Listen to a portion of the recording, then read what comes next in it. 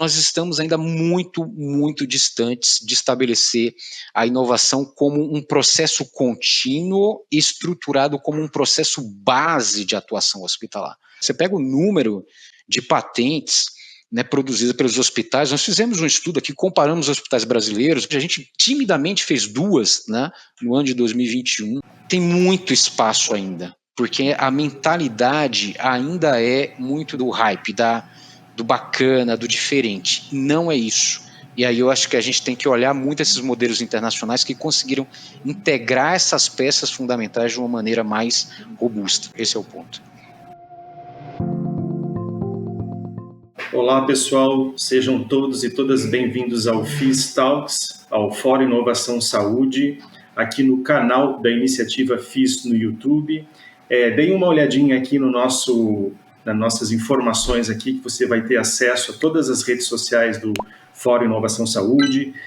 Tem aqui acesso à nossa plataforma, o Trust, que é basicamente uma rede social voltada para a área da saúde. Hoje eu tenho o prazer de receber aqui uma grande liderança na área de inovação em saúde no Brasil. Tá? A gente vai falar um pouco sobre modelos de inovação, a gente vai falar um pouco sobre projetos que estão sendo desenvolvidos na área da saúde.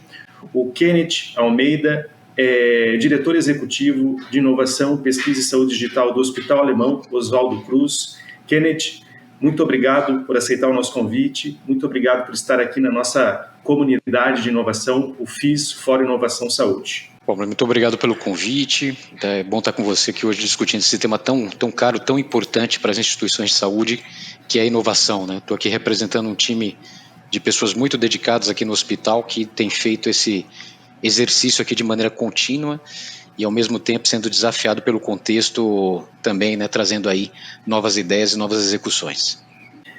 Kenneth, eu sei que você teve uma carreira multidisciplinar, né? Pode falar um pouquinho da tua história até chegar hoje nessa cadeira de inovação em saúde? Apesar de ter sido bastante heterogênea a carreira, mas quase sempre o tema inovação esteve presente, né? Eu sou psicólogo de formação, na verdade nunca pratiquei a psicologia clínica, mas ela me deu algum tipo de conhecimento importante para entender melhor o contexto, comportamento, atitude. Eu acho que isso tem muito a ver com inovação, né? Mas o meu mestrado ele foi em administração e o foco era em empresas de internet no ano de 1999, né? Na virada para 2000, quando a gente teve aquela grande bolha, e eu fui exatamente estudar e entender a estratégia, a função gerencial dos provedores de internet em Belo Horizonte, né? E foi um grande prazer, mas ao mesmo tempo foi um entendimento muito vasto da complexidade que envolvia, né, não só a questão da internet, mas a própria inovação em si. E no doutorado eu fiz também administração e o meu foco acabou sendo também nas empresas de biotecnologia. Eu fui tentar entender como é que eles realizavam o processo de aprendizagem em conjunto, né? Claro que a aprendizagem ela parte de um processo individual, mas principalmente para redes de biotecnologia era um aprendizado muito coletivo, né? E ao mesmo tempo entender como é que essa estratégia ela chegava em níveis de execução mais ou menos com resultados visíveis, né, em função da relação entre os membros, né. Isso foi um fator crítico que eu fui estudar no doutorado. E o pós-doutorado acabei estudando alianças estratégicas, aí no caso também internacionais. É um período que eu estava na África e lá também pude ver também um pouco dessa lógica, principalmente de transferência de tecnologia, talvez um pouco menos daquela inovação disruptiva, mas inovação mesmo incremental ou de entrada de novas tecnologias, e isso acabou fazendo um trajeto bem interessante para compreender esse fluxo de inovação, né? E ao longo do tempo vim atuando com empresas diferentes, trabalhei na área de mineração, trabalhei na área de agricultura, já prestei consultoria de pedreira, passando por hotel, né, e como a formação e a administração permite esse trânsito, né, e muito desse conhecimento acadêmico conjugado com essa realidade traz informações bem relevantes que eu entendo que hoje eu consigo colocar em prática, especialmente aqui no Hospital Alemão Oswaldo Cruz, né, porque para mim foi uma grata surpresa vir para a área da saúde e descobrir que tem muito espaço para inovação. Sem dúvida. E eu acompanho, né, ambientes ou iniciativas de inovação há muitos anos já. Eu estou à frente da Vertical Saúde da CAT aqui há quase 10 anos, então a gente vê um movimento de empresas sendo constituídas, a gente vê um movimento de instituições investindo em tecnologia, e existe hoje um grande desafio entre distinguir o que é inovação para marketing e o que é inovação realmente para fazer uma entrega para a sociedade, né? e eu acompanho o projeto, teu projeto junto ao hospital pelas redes sociais, pela internet, pelos jornais, pelo LinkedIn, e eu vejo que vocês estão realmente fazendo a diferença, fazendo entrega, né, Kenneth? Assim, anunciando projetos, não anunciando só iniciativas, né? Para investir, né, em inovação, principalmente na área da saúde, a gente precisa de muita confiança e tempo, né? Diferente de algumas outras áreas que não são reguladas ou que é mais fácil fazer uma entrega porque não está literalmente inerente à vida, né? Então, a gente tem esses desafios. Eu vejo que vocês, além da parte digital, vocês estão também investindo numa parte que é hardware. E o hardware ficou obsoleto depois que, basicamente, FINEP, CNPq acabaram de fazer subvenções econômicas, porque realmente investir em hardware é muito caro. A indústria brasileira não tem tanto fôlego assim para fazer P&D, para ficar testando hardware para colocar na sociedade, né? Então a gente vai chegar lá, a gente vai falar sobre esses teus projetos, mas antes, Kennedy, eu sei que com certeza você tem um canal direto com a alta hierarquia aí do hospital, você tem facilidade para tomar decisões, provavelmente, né, desde que estruturadas, né? Isso faz uma grande diferença quando a gente está falando em investir em inovação, né? E às vezes essas grandes instituições, elas têm esse delay entre apresentar um projeto e receber uma resposta que pode ser a grande morte daquele projeto porque não ter tempo hábil para execução. Então, baseado um pouco nesse discurso, Kenneth, como é que está estruturado o modelo de vocês de inovação hoje dentro do hospital, considerando a tua unidade e a relação com o resto da instituição? Não, perfeito. Vamos e tem uma questão importante, né, que tem que partir da estratégia também da própria instituição, né, no que é que ela acredita ou não, né, porque de fato é como você falou, a gente vê muitas iniciativas interessantes, projetos pipocam aqui e acolá, mas parecem ser iniciativas isoladas que elas, dentro de um contexto imediato, elas parecem fazer muito sentido, mas quando você vai olhar, né, ao longo prazo, de fato, elas não se sustentam, né? E aqui no Hospital Alemão, de fato, houve uma decisão, né? Até a minha própria vinda para cá, quando eu disse que vim para a área da saúde e fiquei um pouco surpreso com o potencial para a área de inovação, também fiquei surpreso por ter recebido o convite, né? De fato, eu, apesar de ter tido alguns contatos com a área de saúde, mas não tinha nunca trabalhado no hospital. E aqui houve uma decisão estratégica, né? A inovação ela foi colocada como um pilar estratégico do hospital. Então, ao lado da saúde, que a gente chama a assistência privada que a gente faz hoje, né, para as operadoras, autogestão, que é o nosso modelo principal de atuação, tem um segundo pilar que é de responsabilidade social,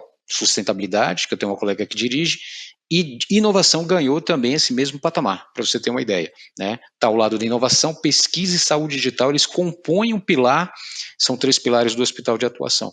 Isso muda o jogo, né? Quando a instituição ela posiciona dessa maneira, ela pode ser um discurso vazio, mas se vem para a imagem institucional e para o discurso e também para a estratégia com execução em curto, médio e longo prazo, isso muda o jogo em nível de investimento, muda o jogo em nível de entendimento de abertura, visão de ecossistema. Então eu fui trazido muito com esse desafio de construir essa passagem, um hospital que investia muito em compra de equipamentos, né, apostando nisso como inovação, mas entendeu que não era suficiente, que precisava também de desenvolvimento e um desenvolvimento mais acelerado, né, como a própria inovação permite, né. E aí nesse caso, com essa chancela estratégica, qual foi o modelo que nós construímos, né? Nós tomamos uma decisão e realmente foi um ponto de virada, né. Nós poderíamos ter feito uma inovação transversal, considerando que ela poderia estar em cada um dos setores, é um discurso super bacana, eu acho que funciona mega bem, né, mas quando você tem cultura instalada, né, a cultura ela já é presente nesse contexto, que não era o caso aqui do hospital. Então, acho que um dos primeiros elementos que nós usamos de referência é estabelecer realmente esse marco, né, de ter um centro, né, nem que fosse para realmente garantir que ali houvesse um espaço onde as pessoas poderiam pensar diferente, poderiam construir outras estratégias. E a gente usou uma expressão muito bacana, que é um hospital fora do hospital. Né? Então nós temos um centro de inovação que é fora da unidade aqui hospitalar, ele reproduz leitos de hospital, inclusive lá, a gente usa desde simulação para testar a inteligência artificial capturando o movimento para detecção precoce de queda, passando por um espaço onde a gente faz impressão 3D e testa no leito, né, como é que seria a reação de um paciente a um dispositivo que é implementado. Então, a estratégia trouxe a ideia de ter um espaço dedicado. E esse espaço, obviamente, a princípio ele ficou esvaziado, porque a gente ainda não tinha tração, né, mas hoje é um espaço onde há competição pelo metro quadrado, que eu tenho brincado, né? Eu já tenho gestores que brigam para levar seus projetos nesse sentido. Eu acho que esse foi um grande marco, né? Um segundo foi ter definido desde antemão que a instituição, por ser filantrópica, ela poderia usar a estratégia do ICT como uma referência para aprender e utilizar esse aprendizado na administração da inovação, né? Principalmente no desenvolvimento de patentes, né, de direitos autorais, soluções que tragam aí, né, eventualmente algum retorno para uma instituição filantrópica. Pela própria natureza da instituição de filantropia, a gente não teria essa condição de entrar nesse mercado, vamos chamar assim, com produtos e serviços fora, né, da nossa condição de hospital. Então o ICT ele muda muito essa configuração. Nós estudamos com muito cuidado essa estratégia, já havia uma indicação, mas foi me dado o desafio para entender e aprofundar esse diálogo. Você imagina que é sentar com um grupo de associados do hospital de alto número, né, explicar o que é um ICT, o que ele pode trazer para a instituição. Então, acho que esse segundo pilar ele foi decisivo, né, quando a gente teve a aprovação do conselho e dos associados, para que nós tivéssemos também essa outra categorização da própria instituição, de como ela poderia ser vista através dessa figura do ICT. E o terceiro elemento que a gente usou, que é time, né, vamos dizer, você pensa em fazer inovação, não tem como você fazer sem uma estratégia muito definida por pessoas. Eu faço a expressão de que a gente arregaçou muitas mangas, eu e um grupo menor de pessoas no início, alguns médicos, alguns enfermeiros, fisioterapeutas, mas a gente veio constituindo um time para administrar essa inovação, um time para pensar o que é fluxo, um time para pensar o que é estratégia, o que é funil, o que vem de fora, o que vem de dentro, e aí foi de fato nesse momento que a gente deu um salto, né? Hoje eu tenho aqui uma diretora de inovação, que é a Mariana Perroni, que entende claramente o conceito e consegue executar isso com bastante autonomia do que inovação representa, principalmente inovação médica para um hospital do nosso porte, né? E hoje estamos com um grupo bastante grande que eu costumo usar a expressão, ele infla, dependendo do número de projetos, ou ele volta para o seu núcleo base, sempre com a premissa de trazer por projetos, né, essa visão de alimentar a inovação aqui no hospital. Acho que são os 3 pilares centrais que a gente utilizou aqui. Perfeito, meu caro. Para que isso tudo funcione, a gente precisa de financiamento, né?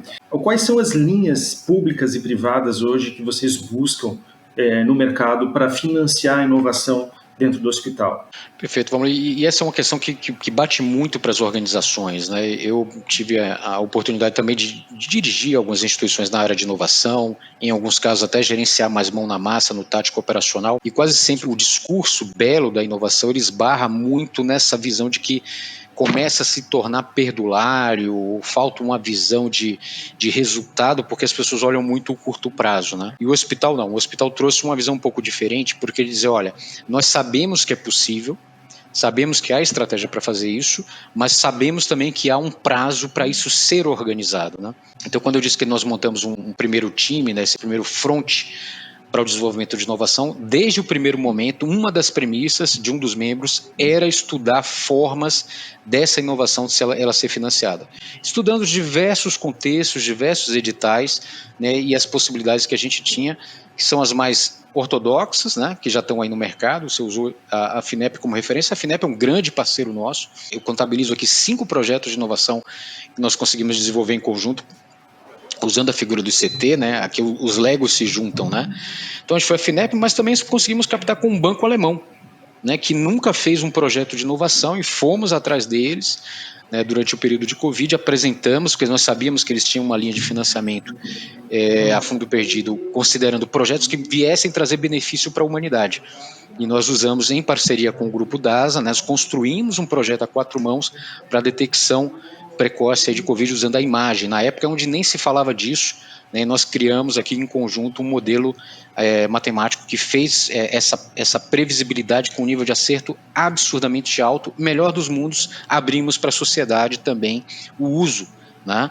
Então, desde a nossa unidade Vergueiro aqui, que é com parceria com o DAS, até a sociedade aberta, a gente entendeu que era melhor compartilhar esse processo. Então, a gente vem estudando ao longo do tempo quais são as linhas, né? Onde que está esse recurso? E aprendemos também que fora desse ortodoxo, desse mundo ortodoxo de investimento e inovação que já é categorizado como padrão, vamos chamar assim, nem sei se é o melhor termo, a gente entendeu também que há vários atores que são sedentos de realizar inovação e não necessariamente precisam seguir linhas ortodoxas. Dá um exemplo claro aqui, nós convidamos todas as indústrias farmacêuticas e obviamente algumas delas fecharam a porta para a gente, não é nosso momento, a gente não entende que você é o parceiro, it's okay, no hard feelings, como a gente não tem sentimento ruim, continuamos amigos e alguns deles inclusive encontrei mais à frente fizemos projetos juntos, mas nós construímos mesas mais largas, né? Acho que tem um conceito que a gente tem utilizado, que não adianta fazer projetos pontuais com a indústria, né? Seja da área da tecnologia, das farmas, são mesas amplas, são programas de inovação onde interesses mútuos, né, o famoso ganha-ganha, quando ele é bem administrado, eles trazem recurso. E hoje eu posso falar no ecossistema aqui de grandes empresas de tecnologia como a Cisco, que são parceiras nossas em desenvolvimento tecnológico mais hard, né? Tá um projeto que nós fizemos com o Ministério da Saúde que foi, em pouquíssimo tempo, nós viramos uma solução tecnológica para teleconsulta que não havia ainda na época toda o ferramental que a gente precisava, até passando também para a indústria farmacêutica, quando a gente vai receber aqui amanhã, por exemplo, o presidente da Roche, né? Estamos construindo um hub de inovação conjunto, né? E a Roche entendeu que há confluência de interesses aqui muito positivos, né?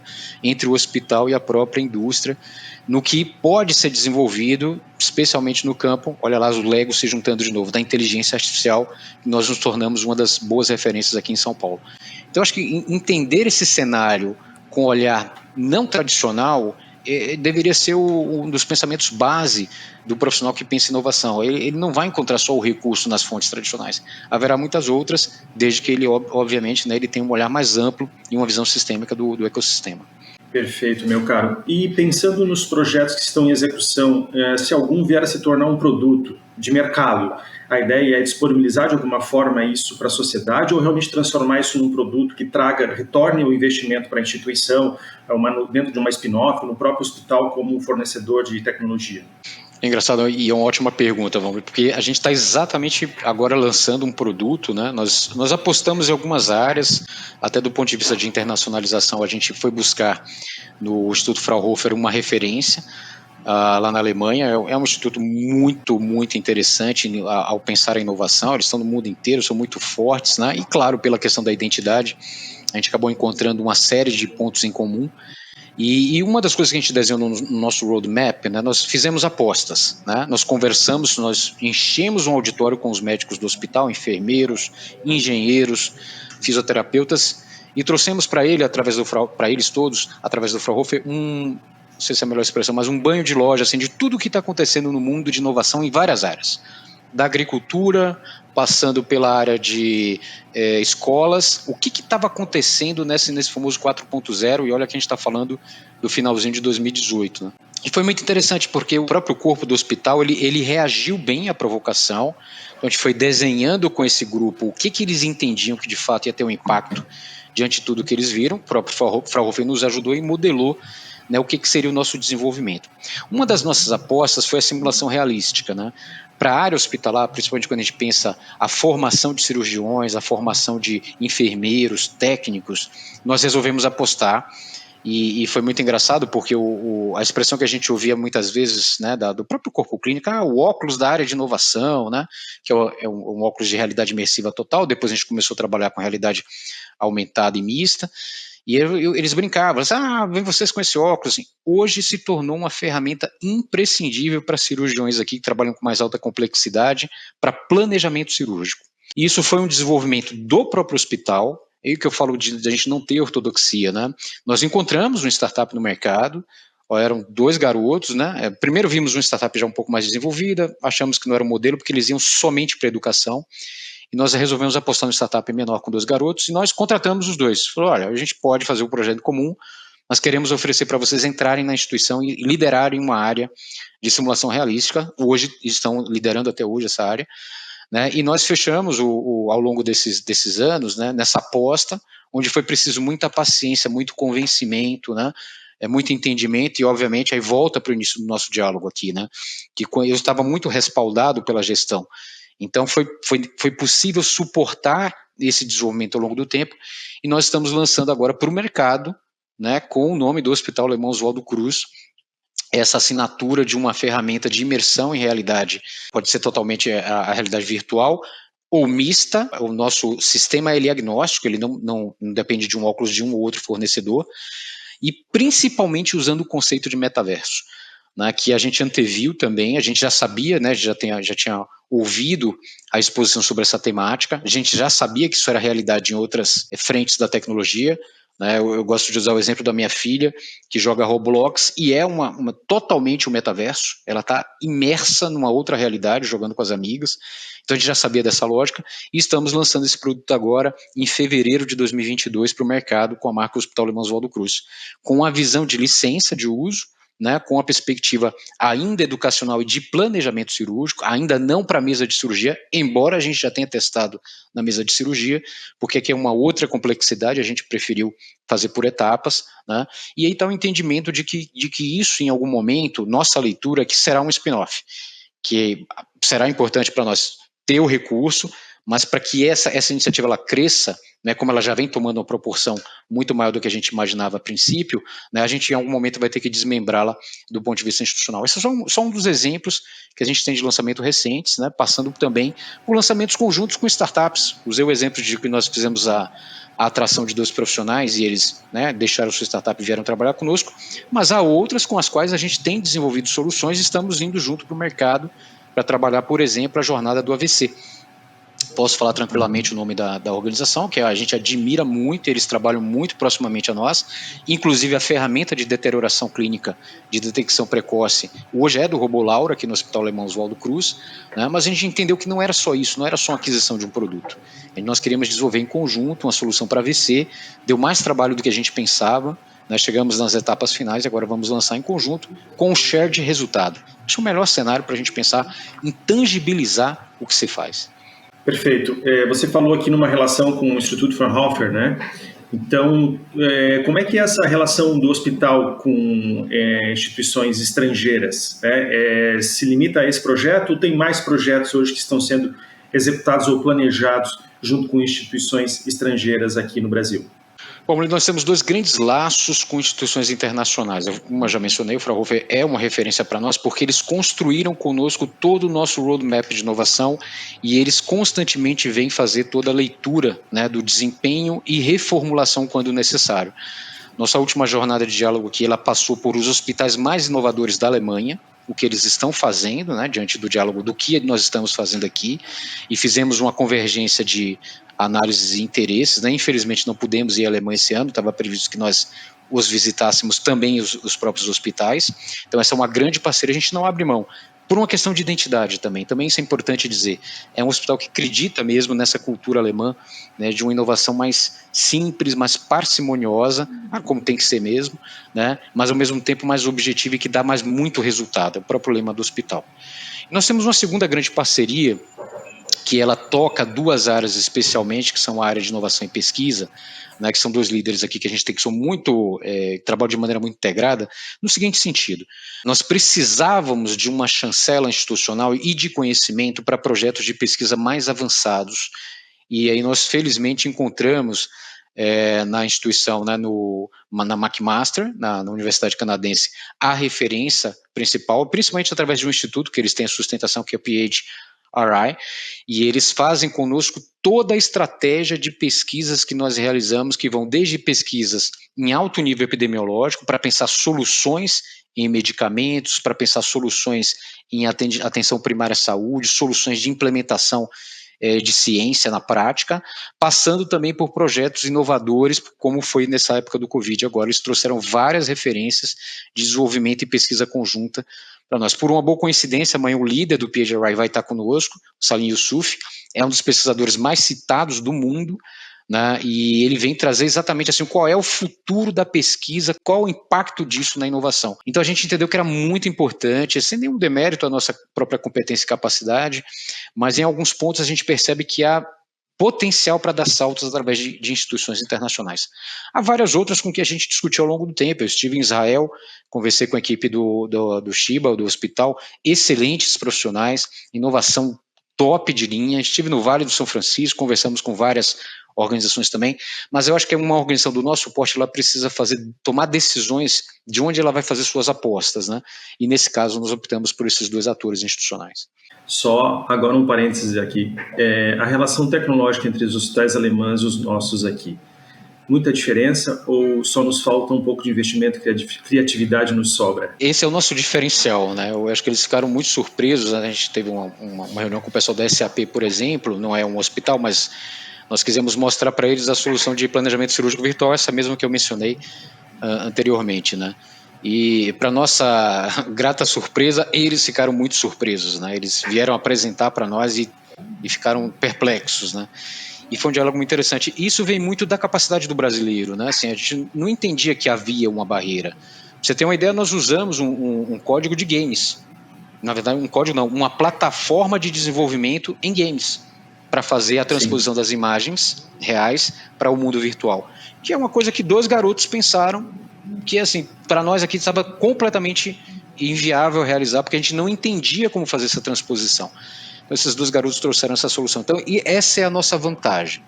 Por outro lado, aí que eu acho que a gente tem muito aprendizado, e aqui, claro, super reconheço que o hospital avançou muito, com muito orgulho, a gente não tem falsa modéstia, a gente acha que avançou muito, mas nós estamos ainda muito, muito distantes de estabelecer a inovação como um processo contínuo, estruturado como um processo base de atuação hospitalar. Eu falei dos alemães, dos americanos também, né? Você pega o número de patentes, né, produzidas pelos hospitais. Nós fizemos um estudo aqui, comparamos os hospitais brasileiros. Posso falar tranquilamente, o Einstein talvez ele sobressaia hoje. A gente timidamente fez 2, né, no ano de 2021, e mesmo assim ainda aos trancos e barrancos tentando aprender. Nós ainda não aprendemos a estruturar esse fluxo de uma maneira robusta. Ainda há muito espaço para os hospitais brasileiros, com uma ou outra exceção de ilha de excelência. Mencionei o Einstein aqui, que eu acho que eles fazem um trabalho fantástico, mas em geral nós ainda não aprendemos a fazer isso no setor de saúde, né? Quando eu vim para o setor, acho que eu usei essa expressão, né, vamos dizer, quando logo começou a entrevista contigo, eu falei assim, tem muito espaço ainda, porque a mentalidade ainda é muito do hype, do bacana, do diferente. Não é isso. E aí eu acho que a gente tem que olhar muito esses modelos internacionais que conseguiram integrar essas peças fundamentais de uma maneira mais robusta. Acho que esse é o ponto. Sem dúvida. Kenneth, agora para a gente finalizando aqui a nossa conversa, que passa super rápido, né? Quando o assunto é bom, a gente começa e quando vê já está quase nas finaleiras. Mas para a gente finalizar, me fala um pouco sobre cada projetinho hoje, o que tu puder falar, né, que está sendo desenvolvido, e um pouco também dos projetos futuros, né, para onde vai caminhar isso, né, o que vocês pensam assim a longo prazo de estarem entregando, ou desenvolvendo, ou buscando como resultado para a sociedade. Perfeito, vamos ler. Acho que tem no roadmap, nós desenhamos literalmente quais seriam as nossas apostas, né? Em 2018, quando a gente ainda tinha muita restrição à telemedicina, nós elegemos esse tema, sabíamos que ele já estava implementado, o hospital já tinha uma boa referência disso, mas nós resolvemos apostar nessa visão da relação, né, médico-paciente, enfermeiro-paciente. Tanto a gente mudou o conceito de telemedicina, não mudou, a gente usa da maneira correta, que é telesaúde, né? Então a gente avançou rapidamente, a gente nem considera que foi uma mega inovação, foi uma inovação incremental, mas o hospital deu um salto de qualidade, seja aplicando inteligência artificial para detecção, né, de melhores caminhos, árvores de decisão para encaminhamento para o médico, seja na própria relação da plataforma tecnológica, que a gente entendia várias muito interessantes, mas sem toda a necessidade que o médico ele tinha. Hoje, para você ter uma ideia, a gente foi buscar em Israel uma solução, né, que hoje já é, de certa maneira, já está meio padronizada no Brasil, mas uma solução que permite ao médico que ele fala, olha, desculpa, eu já fazia telemedicina, né? Eu pegava meu celular, a pessoa mandava uma foto para mim e eu me comunicava, ser uma plataforma de comunicação, não precisava mais. Então, das nossas grandes questões aqui com os nossos médicos era como que a gente incrementa e enriquece essa relação do atendimento. Então, a telemedicina foi a nossa grande aposta e continua sendo agora mais como execução, né? Nós estamos com um grande projeto agora com o Estado do Brasil, podemos falar publicamente, fizemos estudo para o Estado do Piauí para fazer toda a telesaúde do Estado, né, como uma manifestação de interesse privado, é um instrumento jurídico permitido para a construção de PPPs, então esse é o nossa grande entrega nesse momento está sendo esse projeto, né, é um projeto que vai atingir de uma cidade mais ao norte, no delta do Parnaíba até o sul. Essa foi a nossa primeira aposta. A segunda foi a inteligência artificial. Aqui eu tenho que contar um pouquinho também do meu interesse e desejo desde muito antes, né, pela área de tecnologia, mas, por outro lado, felizmente confirmado pelo Fraunhofer, que disse, olha, é a base do processo. Em várias soluções tecnológicas que vocês vão implementar, ou inovações que vocês vão incrementar, ou vão ser disruptivas, a inteligência artificial, nós arriscamos dizer, vai estar entre 70%, 80%, 90% de tudo que vocês fizerem. Então, nós constituímos um núcleo. Hoje nós temos um Data Lab estabelecido com cientistas de dados, arquitetos de interoperabilidade, toda a visão de engenharia de dados, toda a visão de delivery, né, como é que isso vai chegar para o cliente. Então, nós construímos vários projetos nesse campo, né, seja usando imagens, giro de leito, gêmeos digitais. Agora mesmo, né, felizmente, depois de muito tempo, um projeto com aquarela aí de Santa Catarina, que a gente comemorou juntos, depois o pessoal voltou atrás da FINEP, agora voltou de novo, estamos felizes porque agora vai sair. Então a gente apostou nessa área, hoje a gente tem uma área muito robusta, inteligência artificial. O que vinha na sequência, o que vem na sequência, né, na nossa leitura aqui? Biotecnologia, que a gente entende que é uma mudança de paradigma para a questão dos remédios, principalmente para a área oncológica, né? O biológico está se transformando rapidamente numa solução mais efetiva, né? Apesar de cara, quando você pensa numa única aplicação, mas quando você compara com longo prazo, quando ele se compara com o quimioterápico, é um absurdo de diferente de mais barato. Então a gente está apostando muito em terapia celular, acho que é a nossa leitura aqui de conjugação de esforços para realizar. Um pouco mais à frente a gente está olhando a nanotecnologia também com muito carinho, muito cuidado, entendendo que vai chegar, né, mas mesmo nas feiras mundiais onde a gente esteve, ainda não vimos também o desenvolvimento, a gente entende que vai ser seguidor muito nessa tecnologia. Então esse roadmap teve esses 3 primeiros itens, estão em atendimento, que eu chamo, e a biotecnologia agora emerge como uma fonte, na nossa visão, inesgotável aqui de projetos. A gente já fez 2 deles, né, usando a plasma de sangue de cordão umbilical, passando também polpa de dente de leite, pasme, né, até células natural killers também, que a gente já tem trabalhado. Então, essa é uma mudança de paradigma que a gente implementou uma área, uma equipe, né, que está dedicada a esse projeto. Meu caro, o papo foi ótimo. Muito obrigado por essa conversa. Obviamente, a gente tem aqui vários caminhos para quem quer começar com inovação em saúde, né, para quem já está inovando ou quer entender um pouco mais de um conceito, de um modelo que vem dando certo. Eu sempre cito, né, 2 modelos que eu considero extremamente interessantes, que estão mudando mesmo o cenário de desenvolvimento em saúde, que começaram agora. Tem alguns mais antigos, tipo Biominas, que trabalha com biotecnologia, então literalmente vai demorar para as coisas acontecerem, né? Mas eu confio muito no trabalho de vocês, no trabalho do INRAD, no Hospital de Clínicas, lá também vem desenvolvendo projetos bem interessantes nessa hora de buscar financiamento público-privado, relação com grandes empresas, desenhar realmente um modelo de inovação, investir naquilo, buscar resultado. E quem dera a gente conseguir trazer um grande projeto desse para Santa Catarina também. Eu acho que nos falta aqui um modelo operante como o de vocês, tá? Queria agradecer a todos que acompanharam, tá? A gente recebeu aqui o Kenneth Almeida, diretor executivo da área de inovação do Hospital Alemão Oswaldo Cruz. Kenneth, quiser deixar um recado aqui, uma despedida, fique à vontade, tá? A gente agradece a oportunidade de poder falar um pouco sobre o trabalho, vamos, e uma coisa importante para dizer, estamos absolutamente abertos aqui a visitas ao nosso centro, ideias, né, proposições. Eu acho que foi o nosso grande aprendizado ao longo desse tempo, né? Mariana Perrone, que é a nossa diretora de inovação, eu a trouxe aqui, e ela tem uma frase que ela usa com muita frequência, que agora faz parte do meu vocabulário, né? Inovação é um esporte coletivo, nós precisamos jogar juntos. Então, o ecossistema de Santa Catarina, assim como qualquer outra organização espalhada pelo Brasil, fique muito à vontade para nos procurar. Nós temos muito interesse sempre em compartilhar o modelo e, quem sabe, fazer projetos juntos. Perfeito, meu caro, muito obrigado. Obrigado a todos que nos acompanharam. Deem uma curtida aqui no nosso vídeo, acompanhem as redes sociais da iniciativa FIS e até a próxima conversa sobre inovação e ecossistema na área de saúde.